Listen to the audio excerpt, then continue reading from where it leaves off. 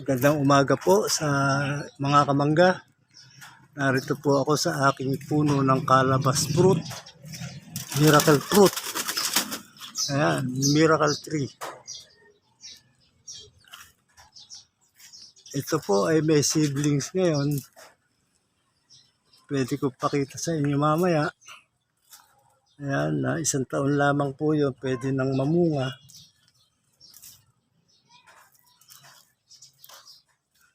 Ayan po siya.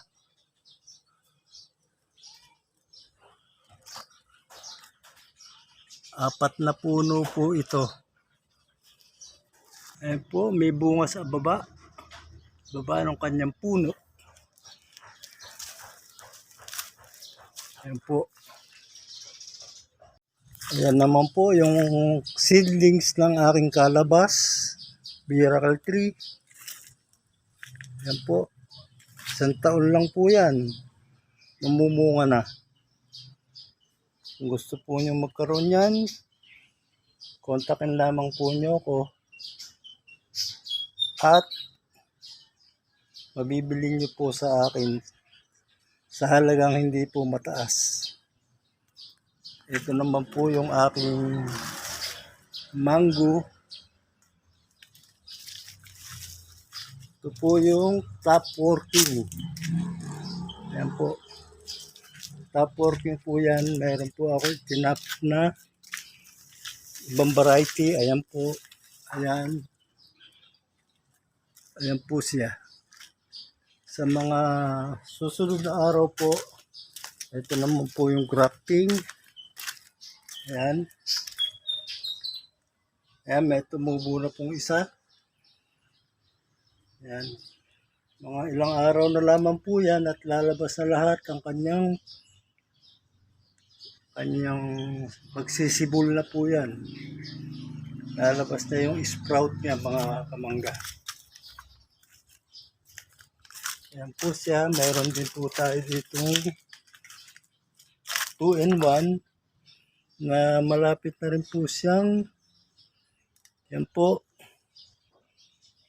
meron na po siyang sprout. Ilang araw na lamang po yan, lalabas na po yung kanyang mga sprout. 2-in-1 po yan. Magic fruit 3, nasa paso po yan. Katatapos lamang po kasi niyang mamunga.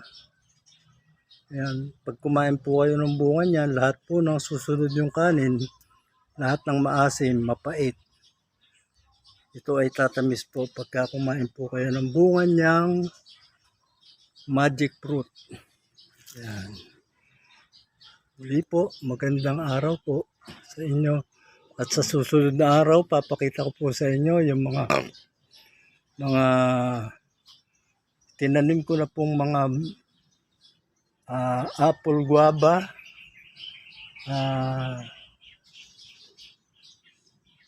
yung pong malalaking bayabas, malalaking bunga. Marami na po yun. Meron na po siguro 30 yung puno. At yun po ay mapaparain natin. Halos pupunuin po natin yung farm. Yung kabilang panig ng farm. Magandang maga po muli. Maraming salamat po.